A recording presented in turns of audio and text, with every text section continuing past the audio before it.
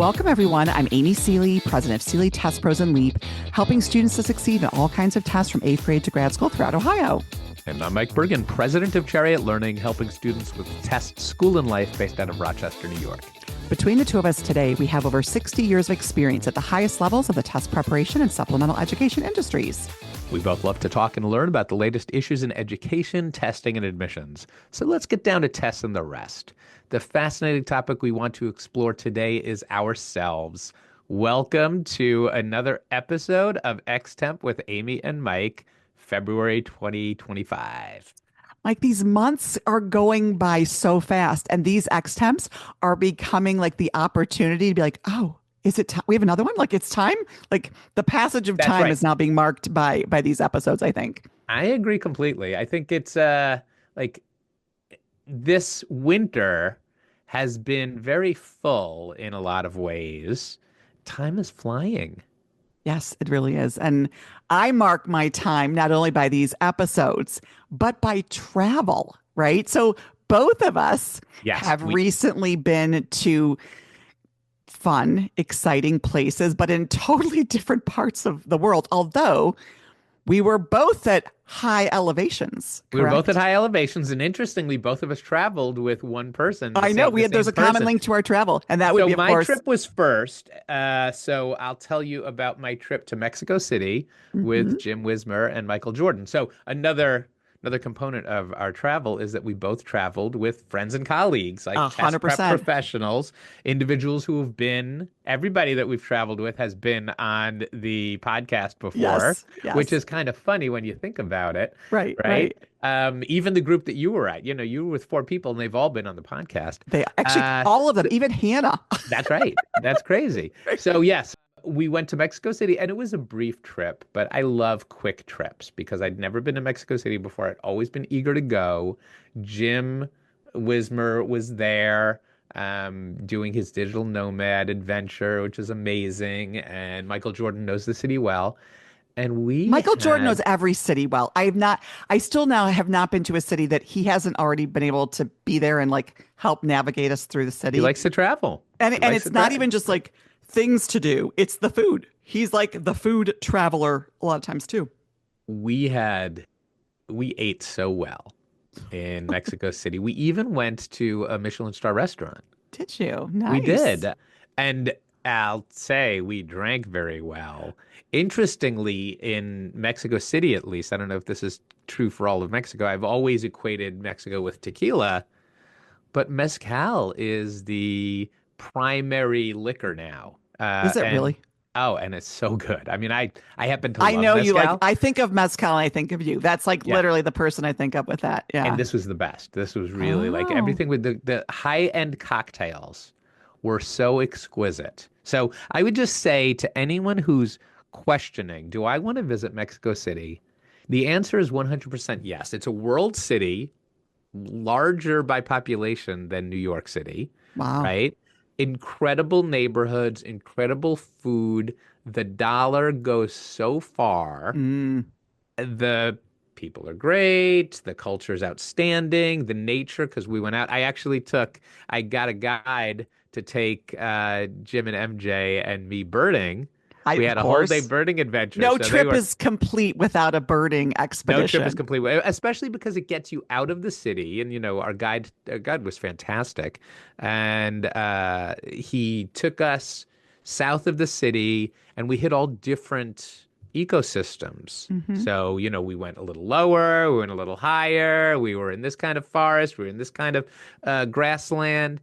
It was such a blast. Did you see any lifer birds? I saw a lot of lifers. Yes, I saw a lot of birds that I'd never seen before, which was really exciting. And you know how I like that when we go on trips. But it was more than like 2 or 3. I think I might have seen 30 new birds. Wow. And that's after being, I've been to the neotropics, as we naturalists like to call the Mesoamerica, or, like kind of the American tropics.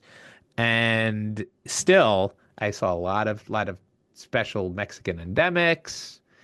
It was great. And so the trip was outstanding. We stayed in a great place. I can't say enough about Mexico City. Yeah, That's great. I too, so I went to Colorado to Steamboat Springs with a bunch of Yes. friends. I want to make a link here. The link is I did see one bird, right? Scott and I sent you a Yeah, you picture guys of a saw a bird. magpie, We I were believe. Yes. outside and we're like, oh my God, that's a bird. We should take a picture. That's a And he's bird. like trying to get the picture in. And I'm like, send it to Mike and Claire. Like, did we Yeah. see a good bird? I don't even know. But it was like, yeah, we sent that off to you. We're like, oh, so tell me, Mike, how big of a deal is it to see a magpie? Not at all. Well, no, no, no. Let me take that back. Magpies are beautiful. They're big birds. They're Uh-huh. white and black, Yeah. and they have blue in them if you see their tail feathers, The right? blue that I noticed the They blue. Hmm. they are kind of like really big jays, Okay. but they're more related to crows, Okay. and they're fantastic, but they're not rare. Okay. Not Well, not in no, the West. that's okay. But it was like, you should know. It's like a homage too that we were looking and noticing birds while we Yeah. were on. We're like, we can't unsee that now. Everywhere we go with Mike or You Claire, really you can can't notice miss birds. that. I'm just Right. like, oh yeah, you saw this giant black and white bird with a super long tail. Impressive. While, by the way, while we were sitting outside of this Mexican restaurant outside on picnic tables and we were drinking, like we had a margarita Was the crawl. weather that good that you were sitting No, outside? it was cold, but you know what? Obviously out there out west, you dress for the weather, and it was a beautiful blue sky, sunny day. We were sitting by a little, I don't know, stream, little river, so the water was running by it. The mountains, the snow mountains were right in the distance. There was this big old cool tree there. I did get hot chocolate, Mexican hot chocolate. So I Nice. actually was going between my margarita and my Mexican hot chocolate. But no, Colorado was amazing. My love of like outdoors and taking in nature has grown dramatically Which over is the last great. couple years, Really glad to see that. And so while I chose not to ski, we did do You snowmobiling, all went which we snowmobiling. went That's rugged snowmobiling. stuff. And Yeah. that was fun. Like that was fun. I will say, not shockingly, I started being the caboose, right? So I was with Michael Jordan, right? The link to our travels. I was with Prannoy Mohapatra, Scott Greenspan, and then Prannoy's wife, Hannah. And I was like, okay, guys, I'm going to be the slow person. So like, I need to be the caboose, which I was. But eventually I slowly moved up. I was able to take second spot, I think, behind Prannoy. Although the end of our run, Scott, I must have been going too slow. So Scott like sped up around me. Sure. But no, it was really, the thing about it is if you dress appropriately and warmly, how much you can enjoy being outside. And of course, just the mountains, although wasn't the first time I experienced elevation, as you know, Yeah. but higher than when we were in Yosemite. And so it was interesting to like notice that like in your body when you get these waves of like, oh, my breathiness or whatever. So that was kind of an interesting thing to experience in the mountains. It's really incredible because Mexico City also is at high elevation and And you probably never feel it at all. no, that's not true. I definitely You did. Oh, felt you it. did. Okay. I You make me definitely feel a felt little it. better then. Yeah. Yeah. Yeah. But the other thing was just realizing how beautiful Colorado was in the winter and then realizing, oh my God, all the opportunities to do probably really cool stuff out there in the summer when the weather's nicer, right? Like I the know. warm weather. It is gorgeous in the summer. Well, and So of my course, son is out there. Mason's out there. I actually have to thought go about visit that. him next month, but that's winter. But I'd love to get out there in the summer. I'd love to. Well, my new love for kayaking. I was like seeing these little rivers, like, oh, I'd love to get in a kayak and do Yeah, some of could you these imagine? rivers. Yeah. Yeah. So we just had a great time. Got to ride the gondola up, have lunch on the mountain and look around. And so but it was the skiing part. I haven't skied for like 35 years. And I'm trying to be very courageous and brave these days, but I realized this was more risk management. Like if I were Sure. to get up on skis and hurt myself, I was like, that would be horrific. So I did not partake of the skiing. I was just a bystander. But If you the had scenery if you made had it fun, you had fun, right? was It's like wonderful. no activities for everyone. Hmm. And right, risk management, you've got a lot going on. How's business going, Amy? Busy, very, Running your very busy. enterprises. They are doing well. I mean, it's just actually managing weather in two cities to understand like what happens in one city and you're planning for classes or things and like, oh, got to stay on top of that. But no, it's going well. Interestingly, much higher demand for SAT prep in Cincy these days than there were before. So that's kind of Sure. interesting to watch. But no, I mean, wow, the groove of just two different locations. I'll be down in Cincy in a few weeks to do a college night, which is kind of cool. Um, yeah, so me and driving down 71 between Cleveland and Cincinnati. It's my little road. Yeah, yeah. So I told you that my car broke down. Like I You got in, shared. yeah, I got in an awful situation where my car was basically in a garage at the Hyundai dealership in Albany for over a month. Oh God, that's awful. Over a month while it was undergoing major repairs. And I had to do, like, luckily, this time of year, I didn't need to do a lot of travel or a lot of driving, but I did have to rent a car to go to Syracuse to speak at a couple of schools. Oh, So that travel back and forth, and this time of year, these drives, when you're hitting snow on the road, I don't know how much snow you hit on the no, road we've between had a Cleveland lot, and like a fair Cincy, amount of but snow. yeah, Hmm. yeah, we get every time I get on the thruway, the snow comes down, which I can't stand. Well, we live in parts of the country where it is to be expected, right? To have snow. Yeah, especially this time of like this year, we are getting so much snow in Rochester. It's just snowing relentlessly.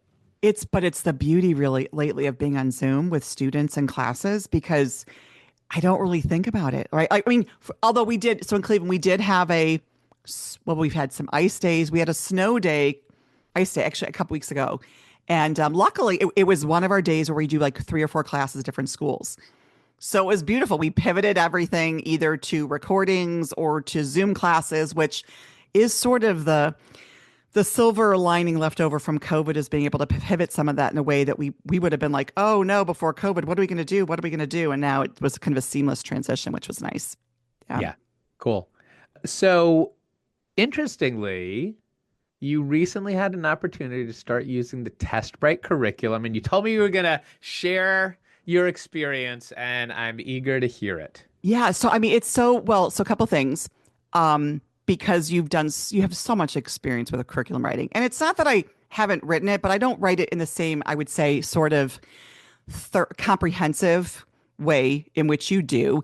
And I love like the best part of it for a teacher, right, is the fact that there's like this is what you're teaching, and then the facing page for you is like here's the things to mention or comment on, which was really nice. It's also funny though to follow somebody else's vision. And I Yeah. kind of had forgotten that, years ago I did training for a reading program. And so it was always interesting to collaborate with how do we want to present this? What's the order we want to put it in? What do we want to emphasize more than other things? So what was really great, the only thing right now is I'm trying to like work through is like the order of Leap has been putting together, or Sealy Test Pros, like their SAT program online. So we're doing our SAT classes online. And so that's a whole different thing to be like, oh, how we present this. So we are doing it in a way where we did the first week reading. So that was awesome. So it was really great to walk through everything you put together. And obviously, you and I have so much experience over the years. And so how you word things or put things, it's like, oh, yes, that's exactly how I've taught this That's before. funny, right? I've done this before. Right. You know me so well that you can kind of see Oh, Mike, me I know. in the phrasing. Yes. And so so the first session, we did like the intro, TestBright for SAT, and then we did the reading, and that went really well. Although obviously timing wise, that's the only different thing is I do say in TestBright, like we develop scripts, right? I think we create these scripts in our head, and because we sort of iterate through students like so frequently, that becomes like kind of, a neural pathway, if you will. That's right. Just like, Yeah. this is what you say, you can say it without thinking. So there's a little bit when you're using somebody else's stuff, right? You're like, okay, how does this fit with how I might say it? Or you're creating just your new script, to be fair. Sure. So the biggest thing, which you'll have it. So I did reading the first week, and I had to hustle because our program, I think, is not as many hours as yours. Right. So there's a little bit of hustling. And, trying to get students involved and answering questions. So you're trying to figure out how much time do you want to sort of deal with like student, kind of interaction or encourage student interaction. So the second week, then we did writing. So that was my last session last week. Now, the other part of this, just so you know, we incorporate Blue Book into the session and the students do a module of Blue Book. So I'm also hustling and trying to interact with Blue Book, so there's a lot of stuff. Thing. There are a lot of moving pieces in my brain here. And so least of which is, for whatever reason, we seem to have issues initially logging onto Zoom every week. But the writing is so interesting because that is where I sort of faltered a little bit the most, because I realized in starting to teach your writing, there are certain things that I do, and I like doing in the way I do them, or I like to call them what I want to call them. And so I think that was sort of the one thing, was just like, and I wish I could remember offhand. Because with grammar terms, right? So well, maybe it's so. Right. You know, you handle independent clauses maybe differently, or you might handle verbals. I'll give you an example. Non-essential information. Let's just talk about non-essential. Right. I have always, and I tend to, there's not a better way to say this, Mike. I tend to try to dumb down my lingo. Like, so, for example, like we would know, it's in a positive phrase or a non-essential clause. Right. But I call it extra info. Like, I'm just like, is extra info, which is, totally. But it's funny when you're going through and you're speaking, and calling it one thing or whatever. And the disagreement, the one actually pedagogical disagreement that we ever had. Do you know what that disagreement was about? Do you know what I'm going to say? What was it? And we had this over in ACT. Remember, we did some AIM revision of the AIM curriculum for ACT. And you would like to say, like, listen to your ear.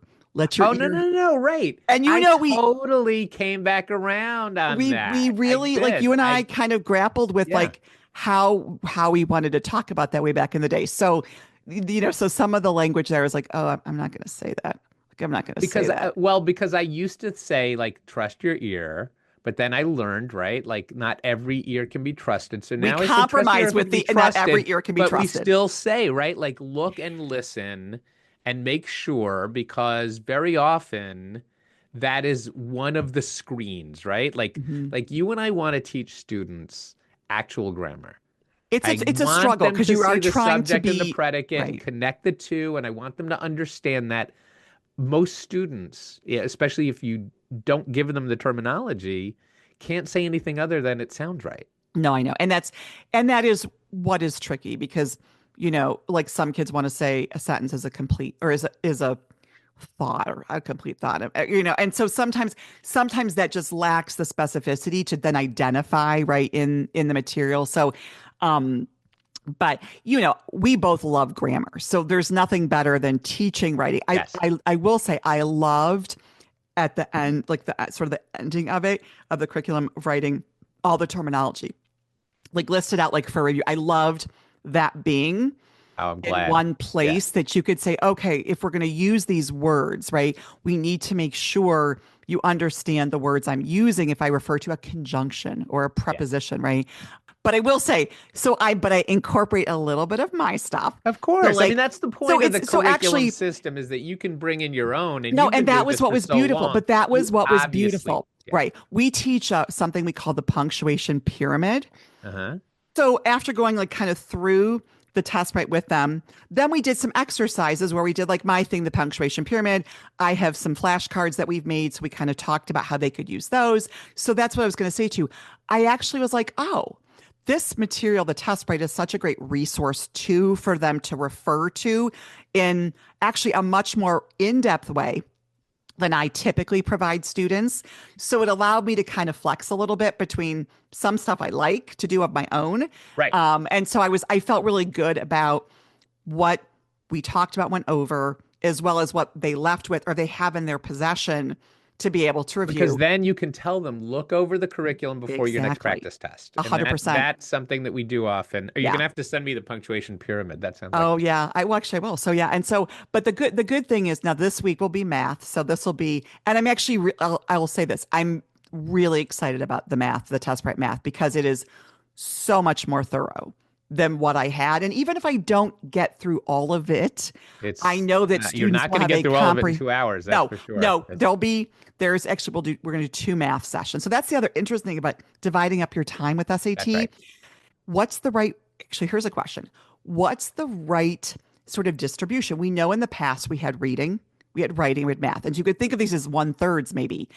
Now it's like, well, reading and writing are one section, so it's half, but it's so much of it. So I try to grapple with how I much think it's time. What's still your rate? What's your ratio? 50-50. I think it's 50-50 more than it used to be because It they kind of has to stripped be. down the number of grammar topics they True, test. They very test much. far fewer topics than the ACT English does. Right. And you can get through reading faster because you're not dealing with long passages anymore. So Truth. we used to lose a lot of time in classes because the group would have to read. And you Yep. couldn't tailor it to whoever the fastest 100%. reader was. Now, now I don't know. I mean, because the skills are so challenging with SAT reading Hmm. that it's not to say that it's a thorough review. You can never really do a fully thorough review in two Hmm. hours, but you can. Our curriculum, like you can finish the reading curriculum in 2 hours. You can finish the writing Because you're curriculum in basically two saying, hours. here are I the don't feel skills. that way about English. I mean, Yeah. I don't feel that way about the ACT. Right. I agree with that. Yeah. No, and I think you're right. Like I felt like I had touched on everything they needed to know, right, in that period of time.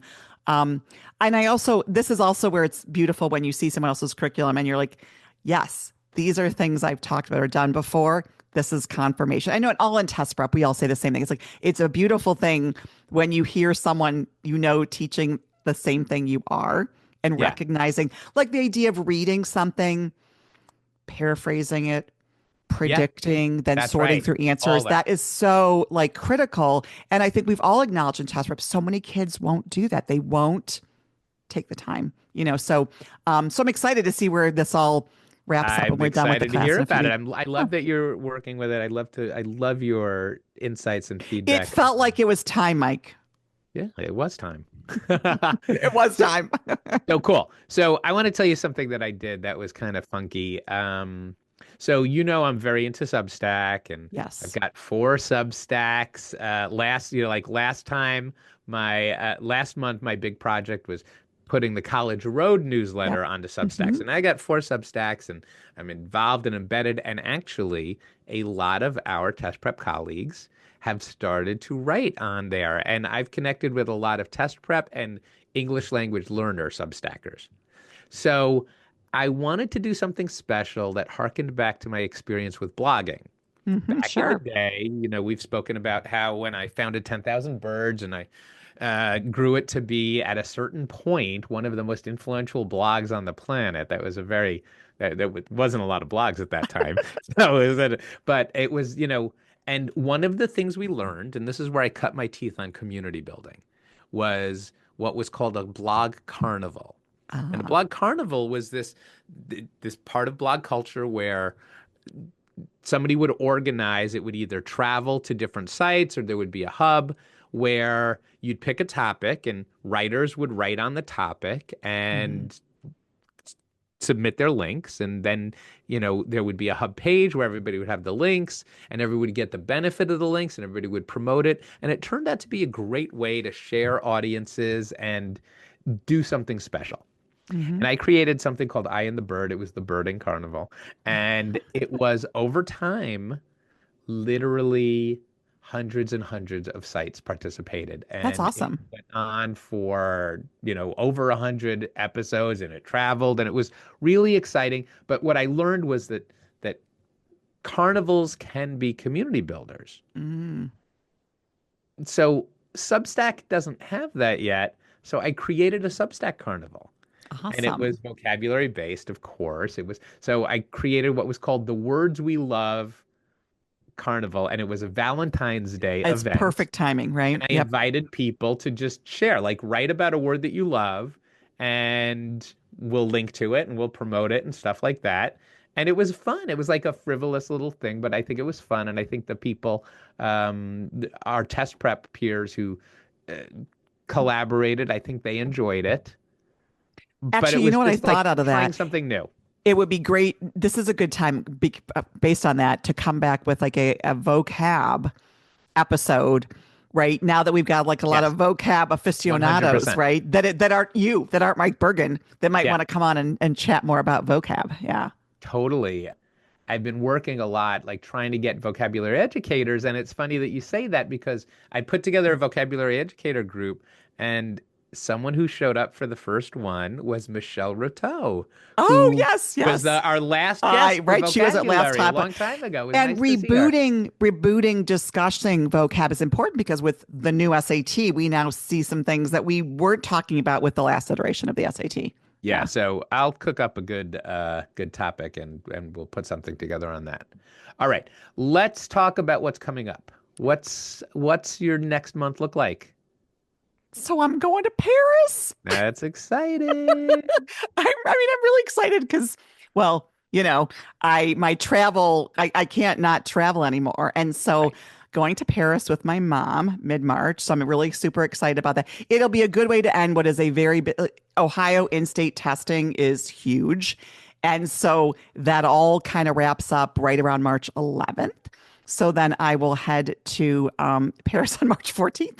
And so taking advantage of that little window that I will have in between ACTs in April, June, and all that craziness that ends the year for all of us. Yeah. What about you? What are you up to? That's fantastic. I need to plan a trip. My son is turning 21 in March, so I've got to go visit him and you gonna go to Denver with him.